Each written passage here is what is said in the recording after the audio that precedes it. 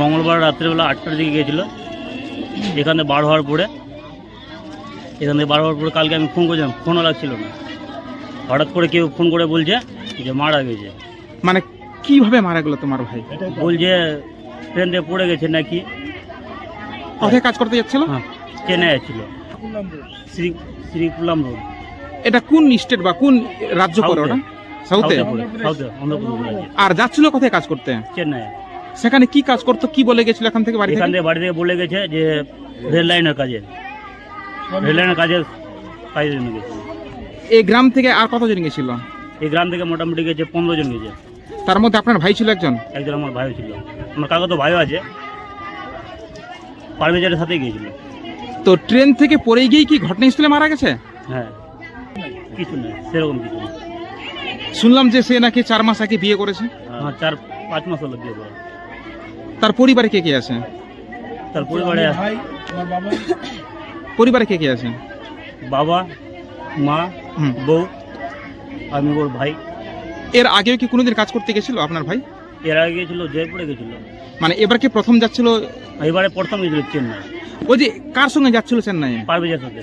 মানে পারভেজটা কি? কবিরদার ভাই।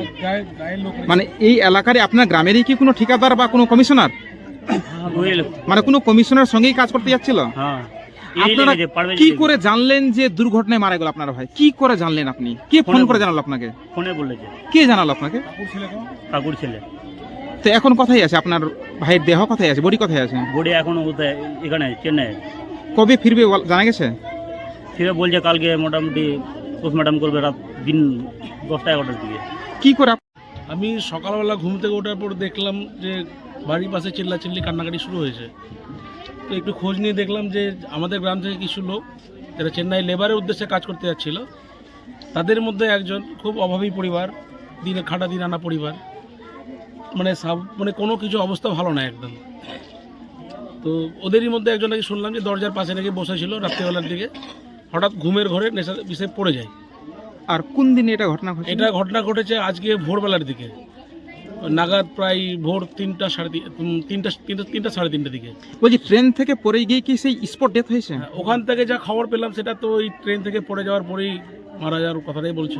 আর কোন জায়গায় মারা গেছে? কোন স্টেশন মারা গেছে? এটা অন্ধ্রপ্রদেশের শ্রীকাকুলাম রোড বলে একটা জায়গা আছে, স্টেশন, সেখানে। এখন বডি নিয়ে আসার ব্যবস্থা কি চলছে আপনাদের? কিভাবে নিয়ে আসবেন? এখন দিন আনা দিন খাটা পরিবার, বডি কি করে নিয়ে আসবে ওরা তো ভেবে কোনো কুল পাচ্ছে না। পুরো গ্রামবাসী আছে, আমরা সাথেই করেছি। পাশাপাশি রাজ্য সরকার, সেন্ট্রাল গভর্নমেন্ট সবারকে অনুরোধ করব যেন পরিবারটির পাশে এসে দাঁড়ায়। পরিবারটির আর্থিক অবস্থা একদম খুবই শোচনীয়। আপনারা দেখতেই পাচ্ছেন বাড়িঘরের অবস্থা, পরিস্থিতি, সব কান্নাকাটি করছে। এদের ঠিকঠাক হিসেব মজুরিও হয় না। কি নাম যে দুর্ঘটনা মারা গেছে? তার নাম হচ্ছে সাবেদুল। বয়স কতখানি হবে? বয়স ধরেন ওই 22-24 বছর বয়স।